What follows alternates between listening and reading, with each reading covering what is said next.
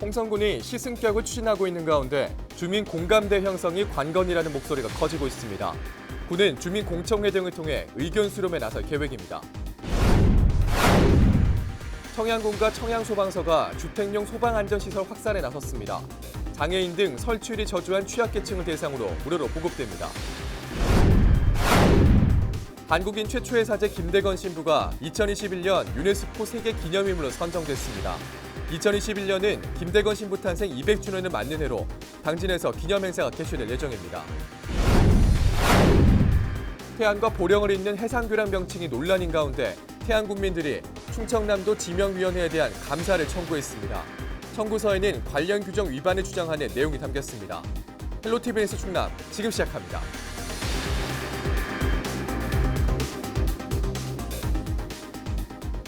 여러분 안녕하십니까? 헬로티비 뉴스 충남입니다. 홍성군이 시승격을 추진하고 있는 가운데 주민 공감대 형성이 관건이라는 목소리가 커지고 있습니다. 군은 주민 공청회 등을 통해 의견 수렴에 나설 계획입니다. 한범호 기자입니다. 도청 소재지는 시승격이 가능한가? 최근 국회에서 열린 정책간담회 주제입니다. 해당 지자체는 홍성군과 전남 무안군, 도청 소재지는 싫어한다는 내용으로 지방자치법 개정을 함께 추진하고 있습니다. 국회에서의 활발한 논의에 물꼬를 트기 위해 두 지역 국회의원이 주최한 자리입니다. 정부의 시승격 업무 담당자도 참여해 눈길을 끌었는데 특히 주민공감대 형성을 강조하는 의견이 다수 제기됐습니다. 행안부, 행안부 자치분권과장님을 모시고 입장을 전달해드렸고요. 또 전문가들이 앞으로 이제 시승격에 따른 주민 공감대 형성과 장단점에 대해서 파악을 해서 도청 소재지로서의 시승격을 위한 충분한 공감대 형성과 정책 개발이 필요하다, 그런 이제 조언을 들었고요. 시승격은 장점과 단점이 나뉘는 만큼 이를 정확히 알린 뒤 주민들의 뜻이 한데 모아져야 탄력을 받을 수 있다는 것. 실제로 가장 최근 시승격 사례인 경기도 여주시의 경우 농어촌 대입 특례 폐지로 주민들의 반대가 심했습니다. 하지만 홍성에선 아직 공식적인 주민 의견 수렴 과정은 이뤄지지 않고 있는 상태입니다. 이제 일단 전제 조건은 주민들이 전체가 합의된다는 전제하에 이런 의지가 더 적극적으로 정치권에 반영이 되어서 결국은 정치권 논의에서 결정을 해주면 우리는 거기에 따라서 이제 시로 가고. 정치권에서도 넘어야 할 산이 많습니다. 현재 법 개정을 위해 두 지역 국회의원이 공동 발의에 나선 상황. 의원 공동 발의는 최소 국회의원 10명의 동의가 있어야 하는데 이에 미치지 못하고 있는 것으로 전해졌습니다. 공통 분모를 찾아냈고 또 그러기 위해서는 각 정당에서 이 공청회 토론회 하는데 참여해야만이 본회의에서 통과하기가 쉽다. 그래서 거기까지 같이 동의를 얻어서 12월 중으로 공청회를 한번 하려고 합니다. 홍성군은 입법 발의 이후 계획했던 주민 공청회를 앞당겨 내년 초쯤 열 예정인 가운데 주민 공감대 형성과 정치권의 동의가 시승격을 위한 주요 과제로 떠오르고 있습니다. 헬로티비 뉴스 한보호입니다. 난방기구 사용이 늘어나면서 화재 위험성도 높아지는 시기입니다. 화재 감지기나 소화기는 소방관 한 명이 상주하는 것과 맞먹는 효과가 있는 것으로 알려져 있는데요. 화재에 취약한 주민들은 화재 감지기 설치도 쉽지 않은데 청양군이 장애인들에게 소방시설 무료 보급에 나섰습니다. 보도에 김담비 기자입니다. 불이 났다는 경보음이 울린 뒤 LED 불빛이 반짝입니다. 화재 발생 시 소리를 듣지 못하는 청각장애인들을 위한 화재 감지기로 불이 났다는 것을 눈으로 확인할 수 있게 만들었습니다.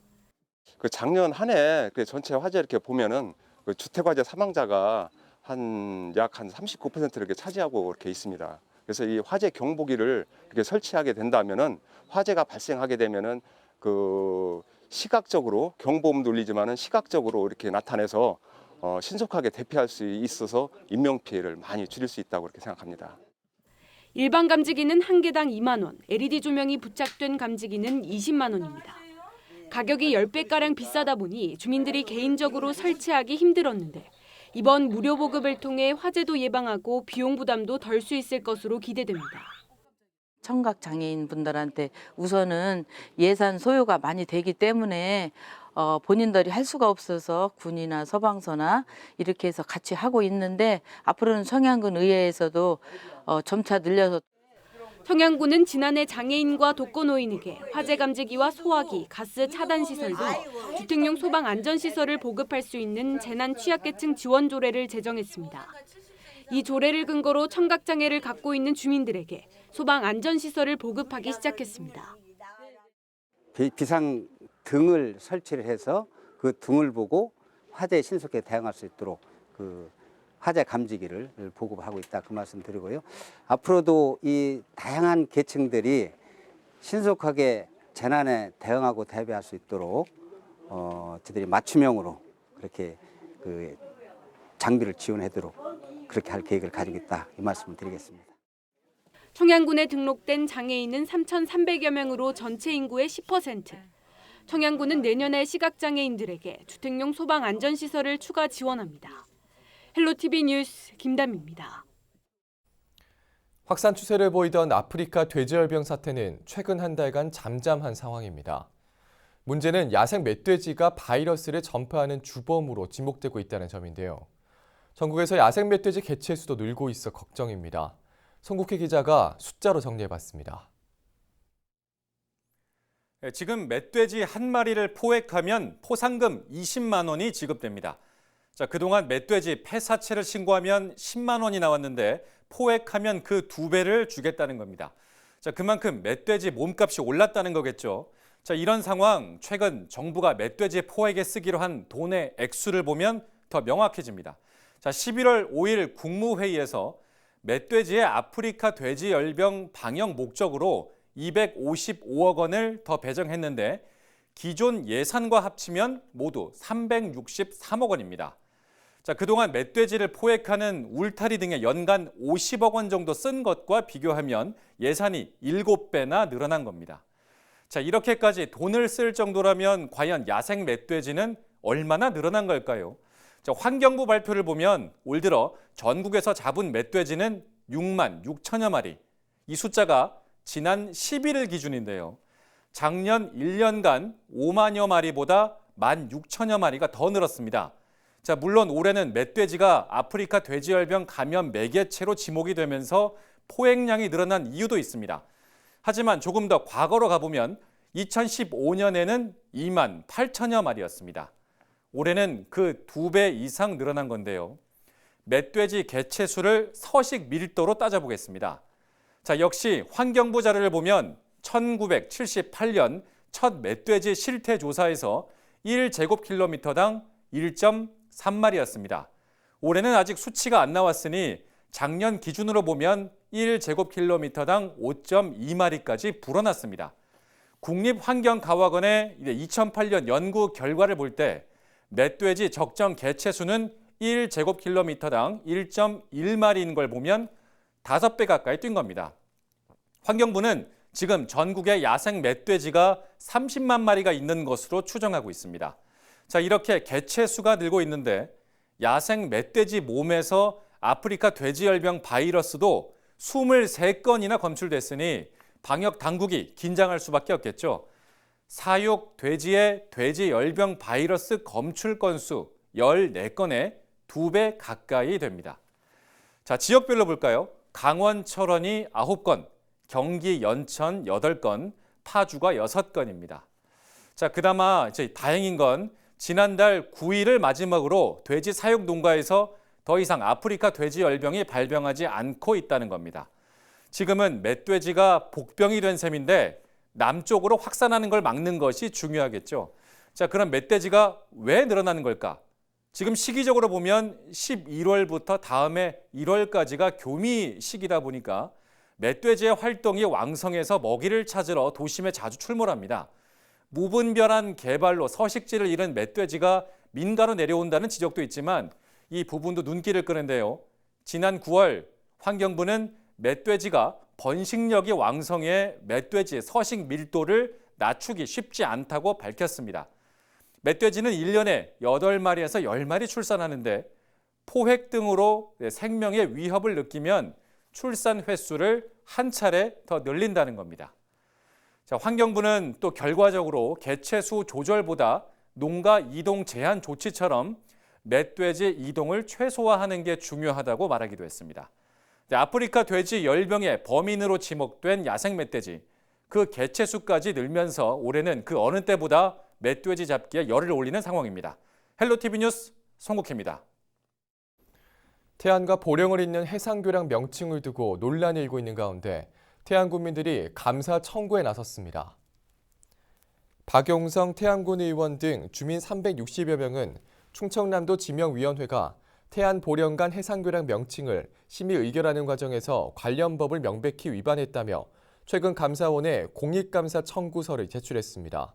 청구서를 보면 주민들은 충청남도 지명위원회가 발의해 상정한 명칭인 원산 안면대교는 해당 시장 군수의 의견을 듣지 않고 심의 의결돼 중대하고 명백한 하자가 있다고 주장했습니다. 충청남도 지명위원회를 거친 원산 안면대교 명칭은 최종 결정 단계인 국가지명위원회 심의를 앞두고 있는 상태입니다. 당진에서 태어난 한국인 최초의 사제인 김대건 신부가 2021년 유네스코 세계 기념인물로 선정됐습니다. 당진시는 프랑스 파리 유네스코 본부에서 열린 제40차 유네스코 총회에서 김대건 신부 탄생 200주년을 맞는 2021년 세계 기념인물로 김대건 신부가 확정됐다고 밝혔습니다. 유네스코는 세계의 역사적 사건과 인물을 유네스코 연관 기념 행사로 선정해오고 있으며 국내에서는 다산 정약용 탄생과 허준 동의보감 발간이 선정된 바 있습니다.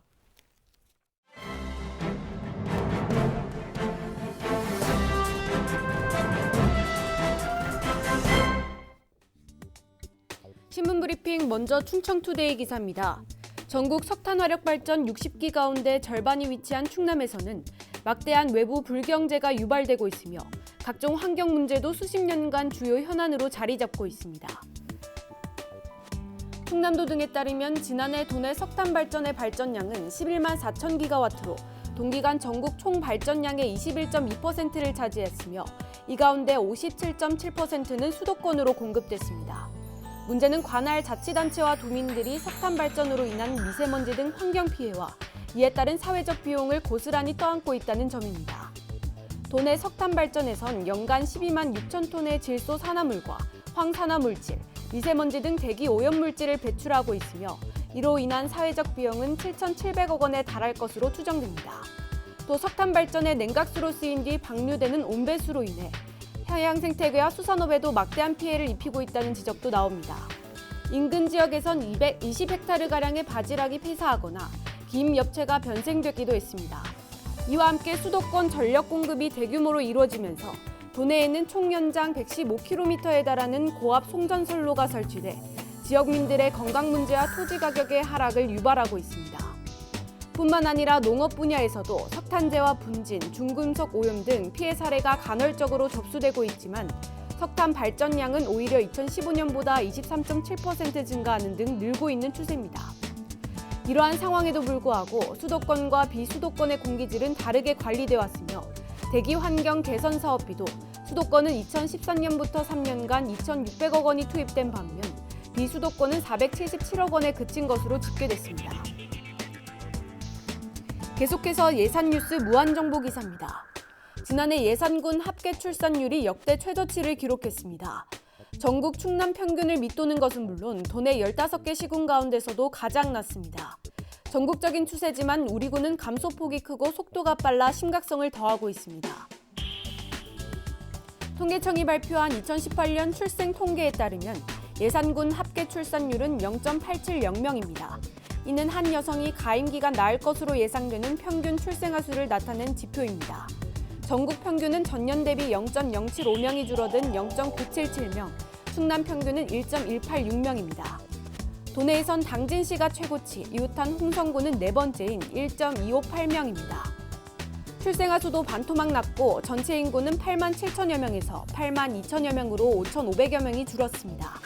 행정이 추진하고 있는 관련 정책들이 기대에 미치지 못하고 있다는 방증입니다. 통계청 담당 사무관은 지역별 합계 출산율은 한 가지 원인이 아니라 연령 부표와 미혼, 결혼, 만혼, 재산 규모, 직업 유무를 비롯해 지자체 출산 장려 정책 등 다양한 요인들이 복합적으로 영향을 미친다고 설명했습니다. 지금까지 신문 브리핑이었습니다.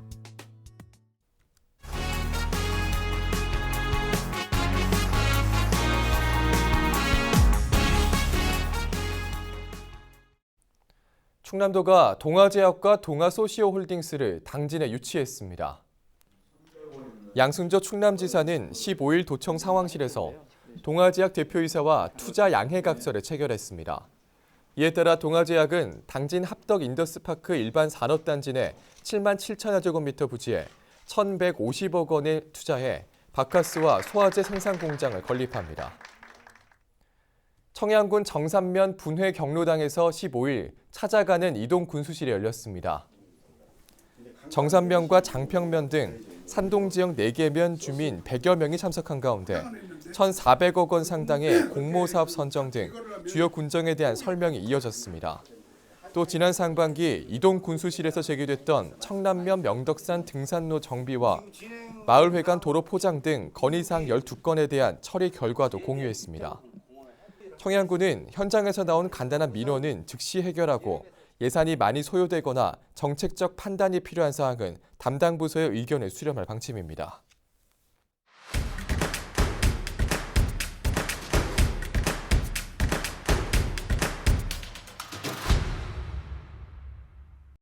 충남도가 초미세먼지 재난 대응 실전 훈련을 실시했습니다. 이번 훈련은 도내 행정 공공기관을 대상으로 오전 6시부터 초미세먼지 위기 대응 수준 주의 단계 발령 상황을 가정해 진행됐습니다. 공공차량 운행 전면 제한, 직원 출퇴근 차량 2부제, 공공사업장 가동 시간 단축 조정 등이 시행됐습니다. 서산시가 서산산림조합과 사랑의 땔감 나누기 행사에 나섰습니다. 참석자 50여 명은 숲 가꾸기 사업에서 나온 산림 부산물을 활용해 땔감을 만들고 취약계층 가구에 전달했습니다. 행사는 경제적으로 어려움을 겪는 이웃의 난방비 부담을 덜어주고 산림 내 부산물을 제거함으로써 산불 예방 효과를 높이기 위해 마련됐습니다.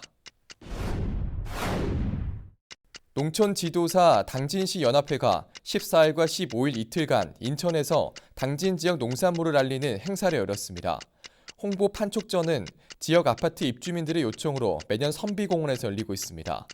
올해는 당진 대표 브랜드 해나루의 우수성을 알리기 위해 고구마와 사과, 배 등으로 이뤄진 시식 코너를 운영하고 쌀과 둥근마 등 다양한 농산물을 전시 판매했습니다.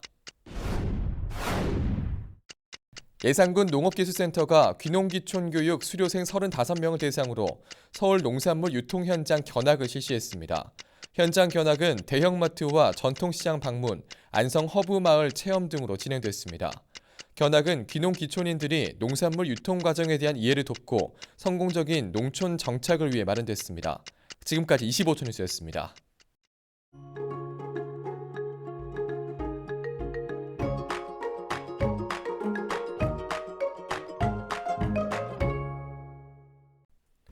날씨와 생활입니다. 토요일 충남 지역 대체로 흐린 가운데 새벽 한때 가끔 비가 오는 곳도 있겠습니다. 오후에는 구름 많아지겠습니다. 비의 양은 5에서 10mm로 그리 많지 않겠습니다. 다만 낮과 밤의 일교 차이가 큰데요. 감기 걸리지 않도록 건강관리 유의하시기 바랍니다. 토요일 아침 최저 기온은 2도, 낮 최고 기온은 17도를 보이겠습니다. 자산 우리 지역 날씨입니다. 아침 최저 기온은 청양이 2도, 당진과 서산 3도, 홍성 4도, 태안과 예산이 5도로 예상됩니다. 낮 최고 기온은 당진이 15도, 서산과 태안, 홍성, 예산이 16도, 청양이 17도를 보이겠습니다. 다음으로 생활지수입니다. 토요일 대체로 흐린 가운데 새벽 한때 비가 오는 곳도 있겠습니다. 외출할 때 작은 우산 하나 챙기시기 바랍니다. 세차하실 분들은 비 소식이 있으니까요. 다음으로 미루시는 게 좋겠습니다. 이어서 주간 날씨 살펴봅니다. 기압골의 영향으로 이번 주 일요일 오후부터 월요일 오전까지 흐리고 비가 오겠습니다. 그 밖의 날은 고기압의 가장자리에 들어 가끔 구름 많겠습니다. 이어서 우리 지역 바다 날씨 살펴봅니다. 서해 중부 해상과 서해 남부 해상 구름 많겠습니다. 바다의 물결은 서해 중부 0.5에서 2m, 서해 남부는 0.5에서 1.5m로 일겠습니다. 지금까지 날씨 전해드렸습니다. 헬로티비 뉴스 충남, 오늘 저희가 준비한 소식은 여기까지입니다. 저희는 언제나 지역 주민 여러분 곁에 있겠습니다. 함께해 주신 여러분 고맙습니다.